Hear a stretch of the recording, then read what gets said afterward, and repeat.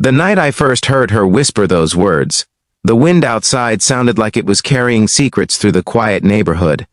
It was nearly midnight in a small, aging suburb outside Columbus, Ohio, and the streetlights flickered over empty sidewalks and quiet lawns. I had just moved into the small brick house next door, surrounded by unpacked boxes and the strange loneliness that always follows a fresh start. I stepped onto my porch to breathe in the cool night air, thinking about the long road that had brought me here. That was when I noticed her. She was standing on her porch next door, wrapped in a faded gray sweater, staring at the dark street as if she was watching something only she could see. When our eyes briefly met across the quiet yard, she didn't smile. Instead, she lowered her voice and said something so soft I almost thought I imagined it. "No man ever stays." Her name was Clara Bennett, and in the weeks that followed, I would learn that those 4 quiet words carried the weight of an entire life. But before we continue, if you believe in kindness, healing, and the power of second chances, take a moment right now to like this video, share it with someone who needs hope, comment where you're watching from, and subscribe to the channel. Stories like this remind us that sometimes the smallest acts of compassion can change a life forever. My name is Nathan Cole, and when I moved into that neighborhood, I wasn't looking for connection. I was looking for quiet. After a difficult divorce and a career shift that had drained every ounce of energy from me, I just wanted a place where no one knew my story. But life rarely gives us the peace we ask for. Instead, it gives us the people we need. Clara was hard to miss once you started noticing her. She lived alone in a small blue house that looked older than the rest on the street. The paint was peeling slightly, and the front garden seemed to grow wild in every direction, like nature had decided to take the place back. She wasn't old, but she carried herself like someone who had been tired for a very long time. For the first few days, we only exchanged polite nods when collecting mail or taking out the trash. She never lingered, never smiled long enough for it to reach her eyes. But there was something about her silence that felt heavy. One rainy afternoon, about 2 weeks after I moved in, I saw her struggling with a stack of wooden boards near her driveway. The rain had turned the ground into slick mud, and one of the boards slipped from her hands. Without thinking, I walked over and helped her steady the pile. She didn't thank me right away. Instead, she looked at me with a strange mix of curiosity and caution. Then she said the same thing again. "No man ever stays." She said it almost like a warning. I tried to laugh it off, assuming she meant relationships. People come and go all the time. That's just life. But Clara didn't laugh. Over the next few days, I began to notice things. Different cars sometimes parked in front of her house late at night. Not often, but often enough to leave questions. Men came and went quickly, never staying long enough to be seen in daylight. At first, I tried not to think about it. But one evening, as I was watering the dry grass in my yard, Clara slowly walked over. Her voice was quieter than usual. "People think they know why men leave," she said. Then she looked at me with tired eyes. "They don't." There was something fragile in the way she said it, like the words had been waiting years to escape. That night, Clara finally told me her story. She had grown up in that very house. Her father had built it himself decades earlier, hammer by hammer, believing it would be a place where family stayed forever. But life had other plans. Her father left when she was 12. Her first boyfriend left when she was 18. Her husband left 5 years after their wedding, and every relationship that followed ended the same way. Men didn't fight, they didn't argue, they simply disappeared. At first, she believed it was bad luck. Then she believed it was her fault. Then eventually, she stopped believing in anything at all.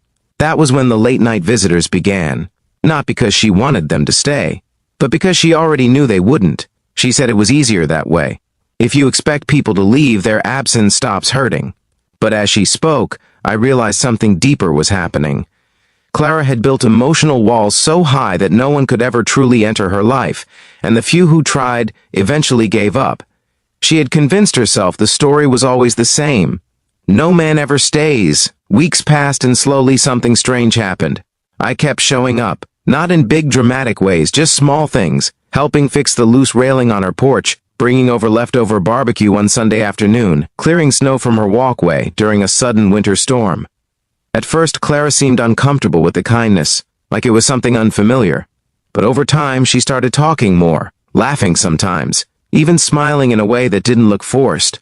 One evening near Christmas, she invited me inside her house for the first time.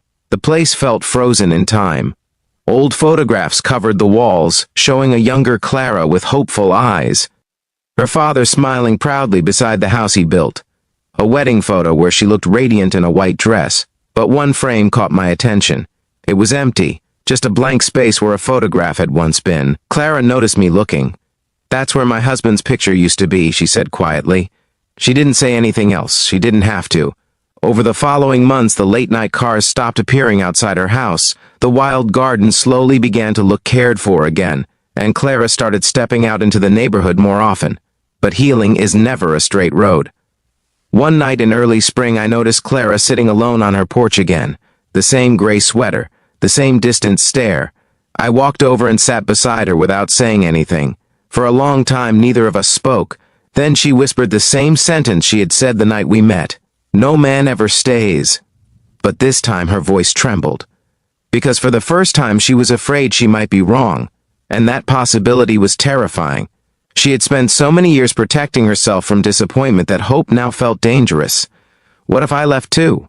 What if the pattern continued? I understood that fear more than she realized. But sometimes the only way to break a story is to live a different ending. So I kept showing up, day after day, month after month, through quiet mornings and long conversations, through moments when she pushed me away and moments when she let the walls fall. Eventually, something remarkable happened. Clara stopped saying those 4 words.